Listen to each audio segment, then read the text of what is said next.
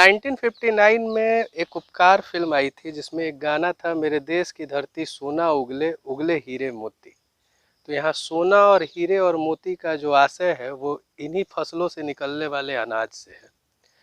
और ये जो खेत की हरियाली दिख रही है, इसको देखकर बचपन में पढ़ी हुई एक कविता कि नहीं हुआ है अभी सवेरा सूरज की लाली पहचान, चिड़ियों के जगने से पहले खाट छोड़ उठ गया किसान।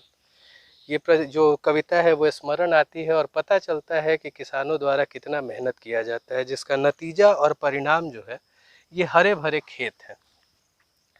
जो बिहार की अर्थव्यवस्था है वो कृषि आधारित अर्थव्यवस्था है, और अगर देखा जाए तो इसमें कहीं ना कहीं अगर किसानों को लाभ मिलता है तो उससे पूरे के पूरे बिहार के अर्थव्यवस्था को एक सकारात्मक गति मिलती है। ये लाभ बहुत तरीके के हो सकते हैं, जैसे उर्वरकों की जो उपलब्धता होती है वो हो सकता है, सिंचाई की उत्तम व्यवस्था हो सकती है, सरकारी तंत्र के तरफ से मिलने वाले जो भी लाभ और छूट है वो हो सकते हैं, और कभी कभी प्राकृतिक लाभ भी मिल जाता है।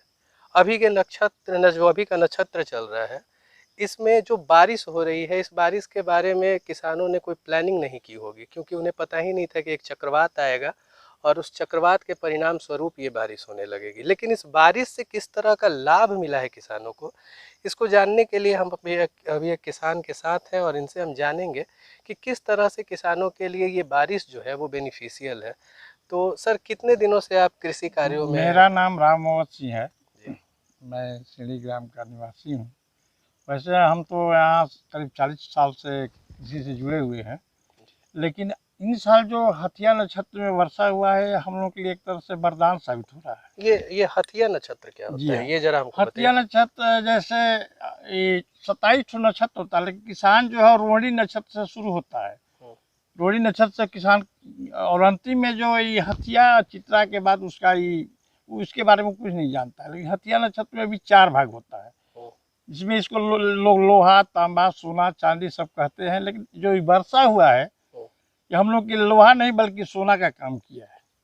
इससे किस तरह का लाभ मिलेगा फसल को? किस फसल में जो कीट थे वो लगभग मरे हुए नजर आ रहे हैं। पौधा में जो पीलापन था वो भी लगभग खत्म हो गया है। देखिए पौधा की क्या है, पहले यह पीला टाइप का था, ये आज इसकी स्थिति हो गया कि हरा भरा दिखाई दे रहा है। ये हम लोग एक तरह से समझे कि प्रकृति की वरदान है।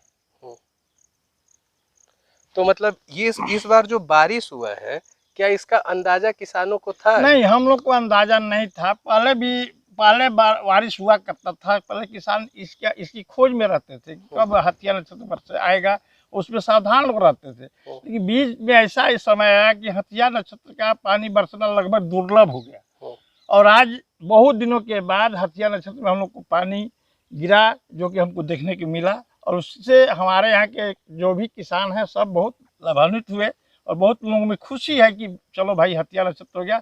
और लगभग जहाँ जो सिंचाई की व्यवस्था नहीं थी वहाँ भी लोग के लिए सिंचाई मिल गया। तो इस पे जो फसलों का उत्पादन है उस पर किस तरह का असर फसल का उत्पादन लगभग बढ़ने की स्थिति में है। कारण है कि इसमें अगर नहीं बरसता तो बहुत कीटनाशक कीट जो थे वो बहुत बर्बाद कर देते। वर्षा होने से क्या हुआ कि बहुत कीट तो मर गए, और इसका यह लाभ हुआ कि पौधा का जो हम लोग दवा का प्रयोग जो करते थे कीटनाशक का, उसको भी लगभग किसानों को फायदा ये हुआ कि उसको छिड़कना नहीं पड़ा। मतलब दोहरा लाभ हो गया, एक तो कीटनाशक का पैसा बच गया और दूसरा पैदावार में भी वृद्धि हुई। तो ये हम लोग के लिए एक तरह से वरदान है।